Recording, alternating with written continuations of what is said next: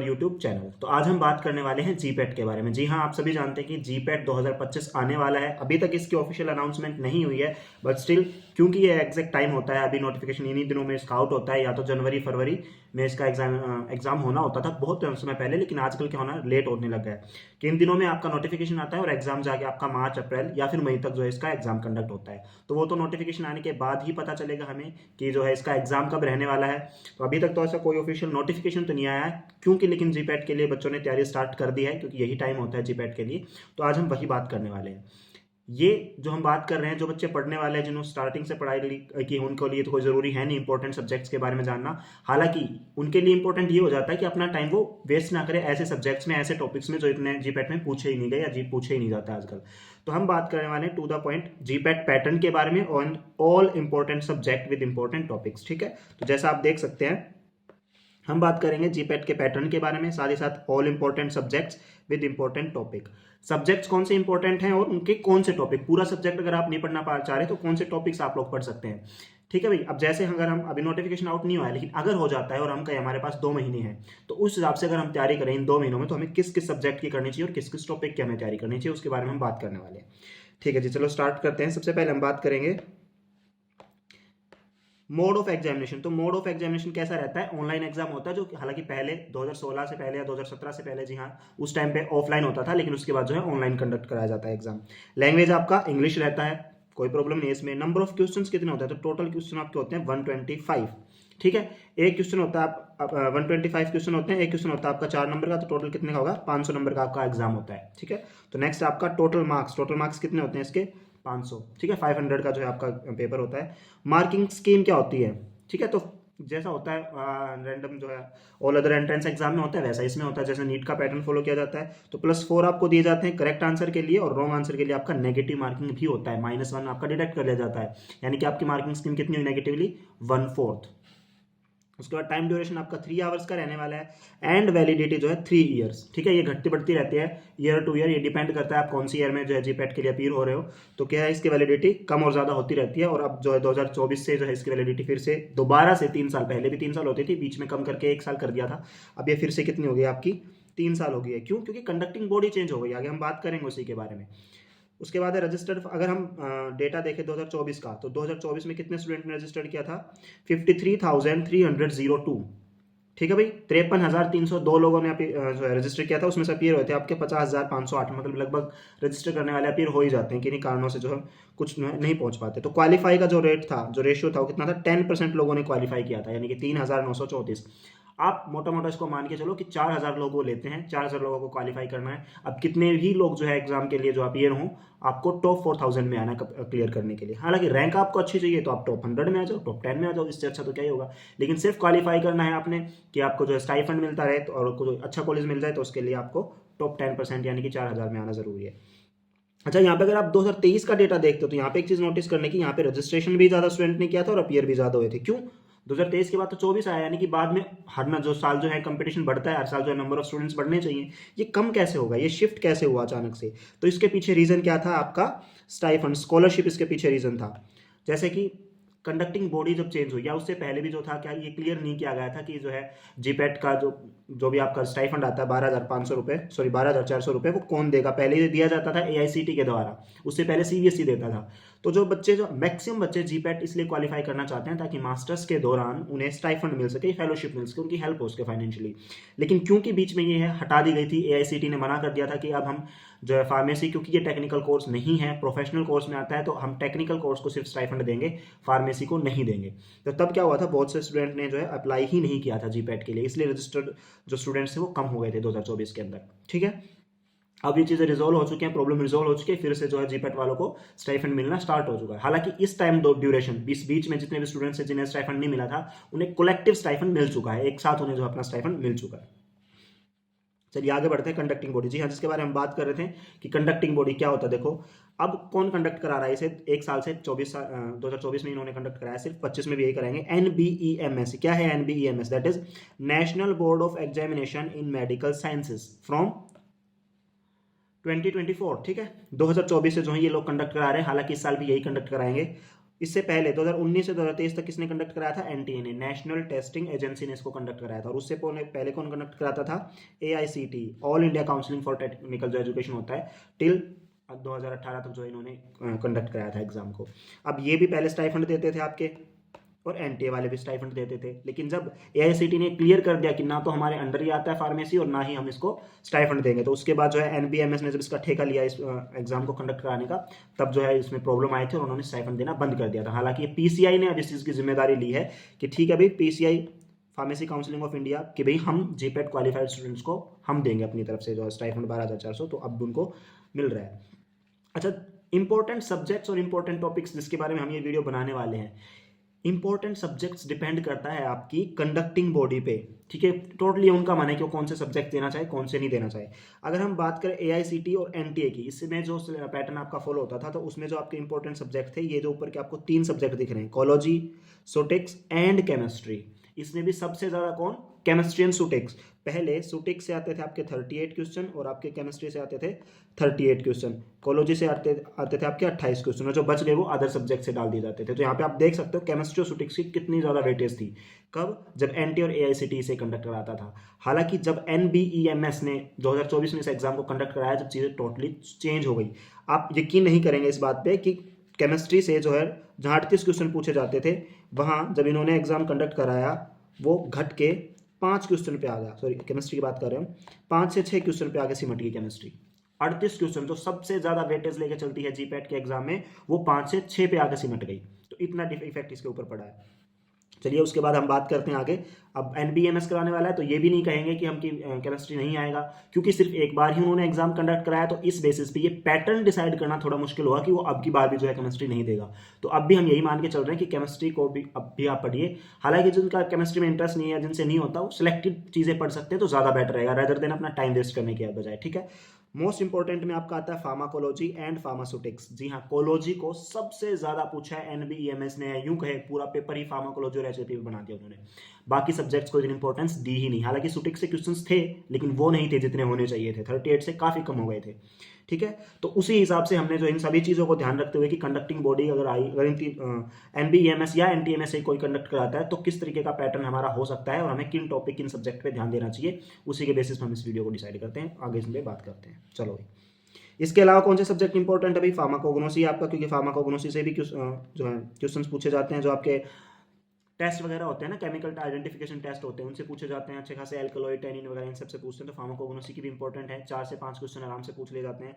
Human anatomy and physiology, pharmacology के साथ 10 से 15 क्वेश्चन इससे एनबीईएमएस ने पूछे थे पिछली बार, तो काफी अच्छा वेटेज। अगर 15 क्वेश्चन को आप 4 से मल्टीप्लाई करो तो 60 मार्क्स का आपका एचपी आया था। जूरिस्प्रूडेंस हर साल आते ही आते हैं, चाहे घुमा फिरा के कोई कंडक्ट कराए तो ये आते ही आते हैं। हालांकि क्वेश्चन इससे सिर्फ एक ही टॉपिक से आते हैं मेनली, वो है आपके शेड्यूल्स, जो आपके फार्मास्यूटिकल शेड्यूल्स होते हैं, ए टू जेड। अब क्वेश्चन तो एक टॉपिक से आ रहे हैं और उसको हमने रख दिया इंपॉर्टेंट सब्जेक्ट में, लेस इंपॉर्टेंट में तो रख सकते थे, क्योंकि एक ही सब्जेक्ट से आ रहा है, उस एक ही टॉपिक से, एक ही टॉपिक से आ रहा है, उस एक ही टॉपिक से क्वेश्चन बहुत ज्यादा आते हैं, 3 से 4 क्वेश्चन तो आपके आएंगे ही आएंगे। तो इसलिए हमने इसको मोस्ट इंपॉर्टेंट में रखा है आपके जूरिस्प्रूडेंस को। शेड्यूल से आता है लेकिन इंपॉर्टेंट है, 4 क्वेश्चन आएंगे, 3 या 4 आप मान के चलो, ठीक है भाई। चलिए अब आगे बढ़ते हैं। लेस इंपॉर्टेंट में आते हैं आपके biochemistry, analysis, hospital pharmacy, pharmacy practice, pharmaceutics और एनडीडीएस। एक दो क्वेश्चन इनसे डाल देते हैं। तो अगर आपके पास टाइम कम है, आपको लग रहा है हमारे पास ज़्यादा टाइम नहीं है, हमें सिर्फ इंपॉर्टेंट चीज़ों पे ध्यान देना है, तो आप जो ये जो हमने ये है, मैं येलो कलर से इसको सर्कल कर देता हूँ, इन सब्जेक्ट्स पे आप लोग ध्यान दीजिए। इससे भी आपका जीपैट क्वालिफाई हो जाएगा, और ना सिर्फ क्वालिफाई होगा बल्कि एक अच्छी खासी रैंक आप लेके आ सकते हो, ठीक है भाई। उसके बाद बात करते हैं रेयर, इससे भी जो नीचे आते हैं कि इनसे तो पूछे ही नहीं गए क्वेश्चन, कि 3-4 साल में एक आधा क्वेश्चन पूछ लिया, ठीक है। तो वो कौन से आए आपके? Biostatistics, social and preventive pharmacy, cosmetics, pharmacovigilance and pharmaceutical marketing. Marketing में भी आपका प्राइसिंग से क्वेश्चन पूछते हैं, 2021 या 20 में क्वेश्चन पूछा गया था। फार्माकोविजिलेंस से क्लिनिकल ट्रायल और एडीआर पूछा जाता है, उससे या तो आप इसके अंदर इंक्लूड कर लो या आपको फार्माकोलॉजी के अंदर इंक्लूड कर लो, बात एक ही है। कॉस्मेटिक्स से भी इतने क्वेश्चन नहीं पूछे जाते, हालांकि प्रिपरेशन के लिए पूछ लेते हैं। कॉस्मेटिक्स में जो आपकी क्रीम्स वगैरह होती हैं, इनकी प्रिपरेशन अभी से आप सुटिक्स में मानो या कॉस्मेटिक्स में मानो, ठीक है, तो इससे भी क्वेश्चन पूछ लेते हैं। सोशल एंड प्रिवेंटिव फार्मेसी वही आपका फार्माकोलॉजी में ही आ जाता है ये भी। और बायोस्टैटिस्टिक्स से मुझे नहीं पता कि इससे कोई क्वेश्चन पूछा गया, क्योंकि आज तक ना तो दिखने में आया ना सुनने में आया कि बायोस्टैटिस्टिक्स से कभी क्वेश्चन पूछे जाते हैं। उसके बाद बात कर लेते हैं अब इंपॉर्टेंट टॉपिक्स की। हमने सब्जेक्ट की बात कर ली और इंपॉर्टेंट टॉपिक्स की बात करते हैं। तो सबसे पहले आता है आपका फार्माकोलॉजी, मोस्ट इंपॉर्टेंट, मैं इसे मोस्ट इंपॉर्टेंट सब्जेक्ट कहूंगा भी, ठीक है, फार्माकोलॉजी आपका मोस्ट इंपॉर्टेंट है। यहाँ पे किसी ने भी कंडक्ट कराया हो इससे क्वेश्चन पूछे गए हैं। Minimum question 28। कौन? जब एनटीए और एआईसीटी कंडक्ट कराता था तब मिनिमम क्वेश्चन इसके 28 थे फार्माकोलॉजी के। तो सोचो जब एनटीए कंडक्ट करा, सॉरी एनटीए के बाद अब एनबीएमएस जब कंडक्ट कराने लगा है तो इसकी वेटेज कितनी बढ़ गई है। मोर देन 60% फार्माकोलॉजी पूछी गई थी पिछले एग्जाम में। फार्माकोलॉजी और ह्यूमन एनाटॉमी एक ही सब्जेक्ट कंसिडर कर सकते हो आप। तो सबसे ज्यादा क्वेश्चन इसी से पूछे गए हैं फार्माकोलॉजी को। तो मैं ये नहीं कहूंगा इसमें ये इंपॉर्टेंट है या इंपॉर्टेंट नहीं है, मैं कहूंगा पूरा का पूरा सब्जेक्ट पढ़ के जाओ, पूरा का पूरा सब्जेक्ट पढ़ के जाओ। हालांकि आपके पास ये नहीं है कि हम कहाँ से पढ़े, इतना सारा कंटेंट है, लोग क्रेडिट उठा लेते हैं, वो हमसे नहीं हो पाती, याद नहीं रह पाते। तो इतना ज्यादा आपको डिटेल में जाने की जरूरत नहीं है, आप उतना पढ़ो जितना आपके लिए जरूरी है या जितना टू द पॉइंट है। चीज़ आजकल बहुत ऑनलाइन चीज़ें चल गई हैं, आपके पास अलग अलग यूट्यूब चैनल्स हैं, आपके पास अलग अलग वेबसाइट्स पे अवेलेबल है। ठीक है, हम लोगों ने भी फार्माकोलॉजी के जो है चैप्टर स्टार्ट किए हुए हैं, केमिस्ट्री के स्टार्ट किए हुए हैं, जल्दी हम अदर सब्जेक्ट्स पे लेके आएंगे, आप वहाँ से पढ़ सकते हो। टू द पॉइंट और वो सफिशियंट है। मैं गारंटी लेता हूँ कि कोई भी फार्माकोलॉजी का क्वेश्चन हमारे वीडियो से बाहर नहीं आएगा अगर आप इनको फॉलो करते हो तो। ठीक है, अगर आप बुक्स चाहते हो तो बुक्स में मैं आपको बता दूँ, तारावी शानभाग एक बुक है। मुझे नहीं लगता इससे 4 या 5 क्वेश्चन की मैं बात नहीं करता, हालांकि 4-5 मैंने बहुत ज़्यादा बोल दिया। 2-3 क्वेश्चन ऐसे होंगे जो इससे बाहर के होंगे, वरना इससे बाहर कोई क्वेश्चन नहीं आया। अगर मैं अपनी बात करूं तो अपने टाइम पे भी मैंने जो पढ़ाई की थी फार्माकोलॉजी के लिए वो मैंने तारावी शानभाग को फॉलो किया था और आज तक करता आ रहा हूँ, और इससे हमेशा ही जो एग्जाम में कंप्लीट हम कह सकते हैं कंप्लीट फार्माकोलॉजी को कवर कर लेता है। इतनी बड़ी बुक्स, जो स्टैंडर्ड बुक्स आप तब पढ़ो जब आप उस सेमेस्टर में हो, जब आप पढ़ रहे हो, आप नॉर्मल आप अपना सिलेबस कवर करते हो ड्यूरिंग योर बैचलर्स, ठीक है, या मास्टर्स। अब एग्जाम में एंट्रेंस में आपके पास कम टाइम होता है, तब आपको रिवीजन करना होता है, पढ़ना नहीं होता, रिवीजन करना होता है। तो उस टाइम पे आप स्टैंडर्ड बुक्स की जगह इन बुक्स को फॉलो कर सकते हो। बाकी जैसा आपको ठीक लगे, मैं गुमराह नहीं करना चाहूँगा आप लोगों को। तो फार्माकोलॉजी में जनरल फार्माकोलॉजी आती है, सबसे पहले यूनिट होती है आपकी जनरल फार्माकोलॉजी, जिसमें आप अलग अलग थ्योरीज को पढ़ते हो, रूट्स ऑफ ड्रग एडमिनिस्ट्रेशन पढ़ते हो। उसके बाद आप एंटागोनिस्ट, एगोनिस्ट, जो आपके डिफरेंट आपके रिसेप्टर्स हो गए, है ना, ये सब चीज़ें पढ़ते हो, क्लिनिकल ट्रायल्स पढ़ते हो, वो सारा आपका जनरल फार्माकोलॉजी में आता है। रिसेप्टर्स को हमने डाल दिया, रिसेप्टर्स की हमारी पूरी सीरीज है, आप जाके चैनल पे चेक कर सकते हो। हमने 5 टाइप के रिसेप्टर को डिटेल में डिस्कस किया हुआ है, उससे बाहर कुछ नहीं आएगा। क्लिनिकल ट्रायल इंपॉर्टेंट होता है आपका, जो क्लिनिकल ट्रायल उसे आप कहीं से भी पढ़ सकते हो, इंपॉर्टेंट है। हालांकि इस पे यही पूछा जाता है कि फेज 1, 2, 3 में क्या किसके लिए की जाती है। फेज 1 में सेफ्टी होती है, 2 में एफिकेसी होती है, 3rd में दोनों होते हैं, 4th में पोस्ट मार्केटिंग सर्वेलेंस होता है, 0 फेज भी आ गया जिसे माइक्रो डोजिंग बोला जाता है। तो अलग अलग बस यही गिन के 4-5 क्वेश्चन होते हैं। हालांकि हम ये भी स्टार्ट करेंगे किस टॉपिक से किस प्रकार के क्वेश्चन पूछे जाते हैं आने वाली सीरीज में। दूसरा, आप इस क्लिनिकल ट्रायल्स को आप पढ़ सकते हो कोई भी किसी भी बुक से। आप, मैं नहीं कहता आप स्टैंडर्ड बुक उठाओ, किसी बुक से क्लिनिकल ट्रायल को आप पढ़ सकते हो, इसमें यही क्वेश्चन होते हैं 2-4 ही। Agonist, antagonist, TDM, therapeutic drug monitoring, ये एक इंपॉर्टेंट है और इसे हम ऐसे ही निकाल देते हैं। सबसे इंपॉर्टेंट तो नहीं कहूंगा, लेकिन हाँ, one of the most important topic के अंदर ही आता है टीडीएम, थेरेप्यूटिक ड्रग मॉनिटरिंग। अगर हम बात करें एम्स के, तो एम्स के एग्जाम में टीडीएम के और एनएफएल, जो आपका नेशनल फर्टिलाइजर लिमिटेड की तरफ से फार्मासिस्ट का जो एग्जाम हुआ था, उसके अंदर कम से कम 10 क्वेश्चन तो आराम से थे भाई। 10 क्वेश्चन का मतलब समझ रहे हो, 10 क्वेश्चन अकेले टीडीएम से उठा के पूछ लिए गए एक ही टॉपिक से। तो इतना इंपॉर्टेंट टॉपिक है ये, तो इसे आप अच्छे से डिटेल में पढ़िए। उसका बाद मैकेनिज्म ऑफ ड्रग एक्शन, हालांकि यहाँ पे होना चाहिए था principle of mechanism of drug action, कि ड्रग एक्ट करती है उसका प्रिंसिपल क्या है। तो 4 से 5 होते हैं, इरिटेशन, साइटोटॉक्सिक, स्टिमुलेशन, डिप्रेशन, ये सब आप पढ़ लेना। उसके बाद आता है आपका एएनएस, ऑटोनॉमिक नर्वस सिस्टम से आपका भाई adrenergic, anticholinergic, cholinergic, adrenergic, anti adrenergic, skeletal muscle relaxant और ऑल न्यूरोट्रांसमीटर, जिसमें न्यूरोट्रांसमीटर इसमें इन्वॉल्व होते हैं। अब चाहे वो एएनएस हो या सीएनएस, दोनों के अंदर न्यूरोट्रांसमीटर आपको डिटेल में पढ़ना है। ठीक है भाई। सीएनएस के अंदर आपके आगे Parkinson, Alzheimer, epilepsy, psychotic opioid and depression, anxiety वगैरह वगैरह, ये भी अब जो भी आपके ब्रेन डिसऑर्डर्स होते हैं इनको आपको पढ़ लेना है। फार्माकोलॉजी में आपको कुछ भी नहीं छोड़ना है। हालांकि जो चैप्टर इतने इंपॉर्टेंट नहीं थे वो मैंने वैसे ही हटा दिए, इसमें इंक्लूड नहीं किया, लेकिन मैक्सिमम चैप्टर्स को हमने इंक्लूड किया है। नेक्स्ट आता है आपका सीवीएस, कार्डियोवैस्कुलर सिस्टम। तो इसमें आपका आता है नॉर्मल फिजियोलॉजी, वो तो आप एसओपी में पढ़ भी लोगे। Congestive heart failure, hypertension, angina, arrhythmia and hyperlipidaemia. ठीक है, तो ये सारे टॉपिक्स को आप कवर कीजिए, एक यूनिट के अंदर ही हो जाता है आपका कार्डियोवैस्कुलर सिस्टम। हालांकि आपका 5th सेमेस्टर की जो आपकी फार्माकोलॉजी के अंदर ये फर्स्ट यूनिट है आपकी, उसमें पढ़ लीजिए। यूरिनरी सिस्टम में आपका आता है डायरेटिक और एंटी डायरेटिक। एंटी डायरेटिक से तो आप ड्रग दे लो, 2-3 ड्रग्स हैं, बस ड्रग्स के नाम याद कर लो, और डायरेटिक्स आप कंप्लीट पढ़ लो। उसके बाद आता है आपके ऑटोकॉइड एंड रिलेटेड ड्रग। हालांकि ऑटोकॉइड वाला जो इतना इंपॉर्टेंट होता नहीं टॉपिक, उसे मैंने हटा दिया, लेकिन आपको जनरल इंट्रोडक्शन का पता होना चाहिए कि ऑटोकॉइड कहते किसे हैं और कौन कौन से ऑटोकॉइड्स होते हैं। ठीक है, इतना सफिशियंट है। रिलेटेड में आप पढ़ेंगे नसेड्स, मोस्ट इंपॉर्टेंट है, इसमें भी 2 क्वेश्चन आप मान के चलिए पूछे जाते हैं। Anti gout and anti rhythmic, इससे आप क्लासिफिकेशन और मैकेनिज्म पढ़ लीजिए, सफिशियंट रहेगा। उसके बाद आता है pharmacology of drugs acting on respiratory system. Asthma बिल्कुल इंपॉर्टेंट है, सीओपीडी और अस्थमा एक ही है, एक तरीके एक साथ ही आप कवर कर सकते हो, जैसे हमने इनकी वीडियो भी आपको बनाकर दी है। Expectorant and antitussive and nasal decongestant, ठीक है, इन चारों की वीडियो आपको हमारे यूट्यूब चैनल पर मिल जाएगी, छोटी छोटी वीडियो 10-10 मिनट की, तो वहाँ से भी आप कवर कर सकते हैं इनको, और वो सफिशियंट है। आगे है भाई एंटी अल्सर, ये वीडियो अभी अवेलेबल नहीं है, जिनकी अभी हम बात करेंगे, जल्दी लेके आएंगे। Anti ulcer, drugs for constipation and diarrhoea, appetite stimulant and suppressant, ये से आप ना भी याद करोगे तो भी कोई जरूरत नहीं है, पढ़ोगे नहीं तो भी काम चल जाएगा, इससे इतने क्वेश्चन नहीं पूछे गए। डाइजेस्टेंट एंड कार्मिनेटिव कोई दिक्कत नहीं है, लेकिन एंटी एमेटिक और एंटी एमेटिक ये पढ़ सकते हो, ठीक है। तो इसमें जीआईटी वालों में आप 2 चैप्टर को हटा सकते हो, स्टिमुलेंट, स्प्रेसेंट और कार्मिनेटिव वाले को, बाकी तीनों को पढ़ लेना। Chemotherapy, most important topic of most important subject, ठीक है।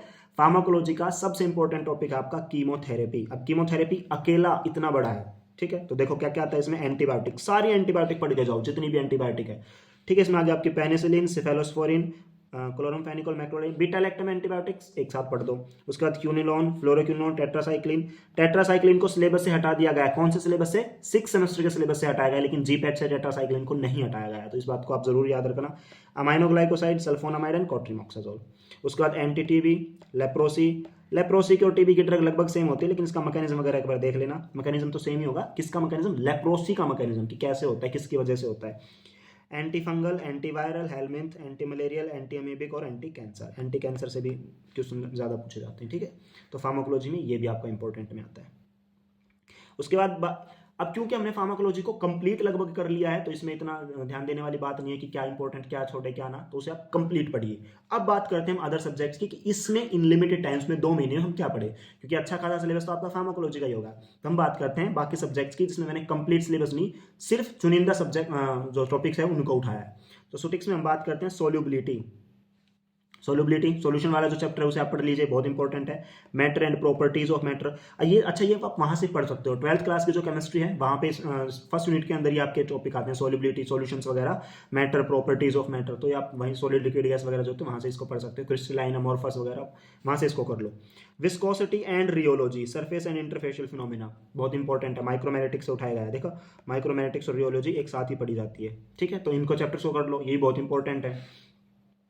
सस्पेंशन से क्वेश्चन आएगा ही आएगा, मैं लिख के दे रहा हूं, सस्पेंशन और इमल्शन दोनों से आएगा, आप स्टार मार्क कर सकते हो इसे, ठीक है। टैबलेट और कैप्सूल, ये इससे भी ज्यादा इंपॉर्टेंट है, इन्हें आप डबल स्टार मार्क कर सकते हो, टैबलेट और कैप्सूल को। बहुत, टैबलेट और कैप्सूल के तो मैंने फर्दर आगे जाके इसी वीडियो में मैं आपको बताऊंगा, फर्दर मैंने टैबलेट और कैप्सूल के फर्दर भी इसको डिवाइड किया कि इसमें से क्या पूछा जाता है, ठीक है। और ऑप्थेल्मिक प्रिपरेशन, फार्मास्यूटिक्स की हम बात कर रहे हैं। पेरेंट्रल्स आ गए आपके, पैकेजिंग उनकी, एरोसोल्स, प्रेस्क्रिप्शन से बहुत क्वेश्चन पूछे जाते हैं भाई, पहले सेमेस्टर का पेपर, पहले सेमेस्टर का सब्जेक्ट होता है, उसमें हम छोड़ देते हैं सुटिक्स के अंदर ये जो टॉपिक होता है प्रेस्क्रिप्शन, या फिर उनको भूल जाते हैं सेमेस्टर तक आते आते, पता होता है लेकिन सारे ऑप्शन सही लग रहे होते हैं, तो इसके एक बार जरूर रिवाइज कर लेना, 1-1.5 मिनट का में कंप्लीट कर लोगे आप इसे पढ़ के, मुझे पता है। इंजीनियरिंग, हालांकि इंजीनियरिंग में कौन कौन से वो भी हमने आगे बात करेंगे। इंडस्ट्रियल फार्मेसी, 5th सेम और 6th सेम की इंडस्ट्रियल फार्मेसी आप पढ़ लेना। लिक्विड डोसेज फॉर्म जो होती है, solution, syrup, elixir, spirit, aromatic water, liquid. अब इसमें क्या, इसकी सिंपल डेफिनेशन ये पूछी जाती है, जी हाँ, सॉल्यूशन, सिरप और एलिक्सर ये सब एक जैसे दिखते हैं, ठीक है, लेकिन इनकी जो डेफिनेशन में थोड़ा थोड़ा अंतर होता है, कौन सा अल्कोहल बेस्ड होता है, कौन सा नहीं होता है, किसके अंदर क्या डिजोल्व किया जाता है, तो इसे एक बार पढ़ लेना, इसकी डेफिनेशन से डायरेक्ट क्वेश्चन आते हैं भाई, उनके यूजेस।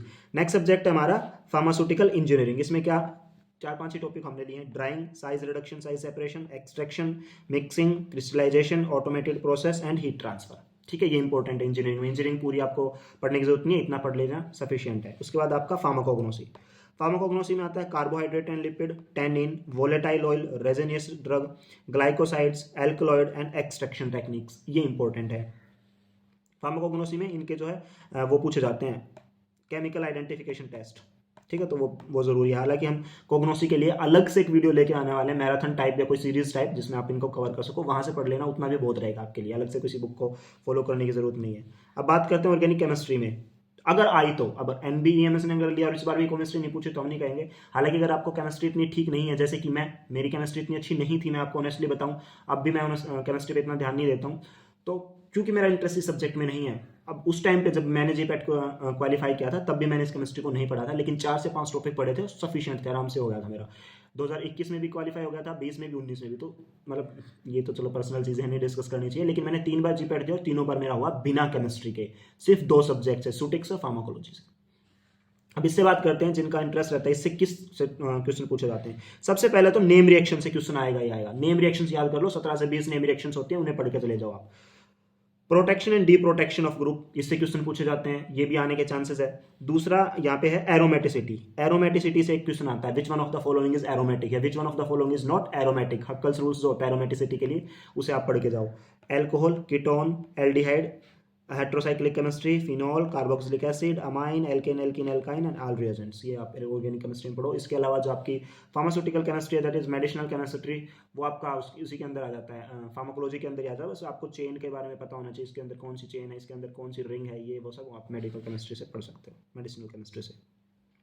जी हाँ, ये अदर इंपॉर्टेंट टॉपिक्स, ये उन सब स्टूडेंट्स के लिए जिसने दो सब्जेक्ट तो पढ़ लिए भाई, सुटेक्स भी पढ़ लिया और आपने कोलॉजी भी पढ़ लिया। अब या फिर एक ही सब्जेक्ट पढ़ा हमने, कोलॉजी पढ़ा, बाकी हम नहीं पढ़ रहे हैं, तो उसमें से आप क्या क्या पढ़ो, क्या क्या ज्यादा इंपॉर्टेंट बाकी से, तो शेड्यूल पढ़ो आप जूरिस्प्रूडेंस से, पक्का 100% क्वेश्चन आएगा। ये वो इंपॉर्टेंट है जिनसे 100% क्वेश्चन आता ही आता है, ठीक है।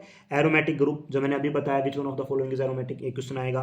कैप्सूल एंड टैबलेट तो कंप्लीट रट के चले जाओ, कंप्लीट, इससे कहीं से भी क्वेश्चन आ जाएगा। जैसे डिफेक्ट्स ऑफ टैबलेट, ठीक है, मोल्टिंग है ना, तो चिपिंग, इस प्रकार के जो डिफेक्ट्स होते हैं वो सब पूछे जाते हैं टैबलेट्स के।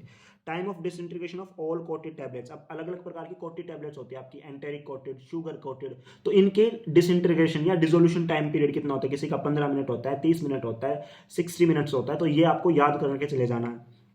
उसके बाद एक सिंपल आप गूगल भी करोगे, disintegration time of enteric coated या disintegration time of coated tablets, एक लिस्ट खुल के आ जाएगी आपके पास, उसी को याद करके चले जाओ। साइजेस ऑफ कैप्सूल, उनकी क्वालिटी उनकी कैपेसिटी पे के ऊपर पूछा जाता है कि किसके अंदर ज्यादा वॉल्यूम आता है, लार्जेस्ट कैप्सूल साइज क्या होता है और स्मॉलेस्ट क्या होता है, ठीक है। जैसे आपका लार्जेस्ट होता है 000, ठीक है, और स्मॉलेस्ट होता है 5। तो ये सब ब्लूम स्ट्रेंथ टाइप होते हैं ना कैप्सूल जिलेटिन के, type A and type B, तो इनमें से आइसोइलेक्ट्रिक पॉइंट किसका ज्यादा होता है, किसका कम होता है, या कितना होता है, या किसी की ब्लूम स्ट्रेंथ कितनी होती है, तो इंपॉर्टेंट टॉपिक्स में आते हैं आपके, तो मैंने इसलिए बोल दिया टैबलेट और कैप्सूल कंप्लीट करके जाओ। एनाटॉमी की बात करें हम, तो उसमें आपका digestion, respiration, cardiovascular system, excretion, reproduction, cell tissue and endocrine, ये इंपॉर्टेंट है, ये आपके पूछे जाते हैं। इसके अलावा अगर आप कोई सजेस्ट करना चाहते हो कि सर हमने उस ईयर में पेपर दिया था तो उस टाइम पे भी ये क्वेश्चन पूछे गए थे, NBEMS का जो है मैंने दूसरों के ऊपर बेस्ड लोगों से जिन्होंने इसका दिया था 2024 का एग्जाम, उन्हीं से पूछा है कि किन सब्जेक्ट को ज़्यादा इंपॉर्टेंस मिली थी, वहीं से हमें इसका आइडिया मिला है। ये मैं आपको क्लियर कर देता हूँ, ये ऑफिशियल सिलेबस नहीं है, ये हमने उस हिसाब से बनाया है कि भाई अगर आपके पास टाइम कम है या आप ज़्यादा नहीं पढ़ पा रहे हो या ज़्यादा चीज़ों को याद नहीं कर पा रहे हो, तो ऐसे में आपको कहाँ से चीज़ों को पढ़ना है, कहाँ से चीज़ों को देखना है, तो ऐसे में आपके लिए हेल्पफुल साबित हो सकता है।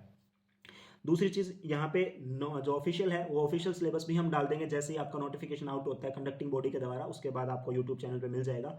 लेकिन अगर आप कहते हो कि नहीं हमसे कंप्लीट नहीं पढ़ा जा रहा, तो ये उनके लिए है। थोड़ा सा और डिटेल एनालिसिस अगर हम इसके बारे में बात करें जीपैट के बारे में, तो उस एनालिसिस करने के बाद मैं आपको थोड़ा, जब आपके पास कम टाइम रहेगा, जब आप पढ़ लोगे कि रिवीजन हम किन किन टॉपिक्स का करें, तो एक वीडियो हम आपके लिए वो लेके आने वाले हैं, ठीक है जी।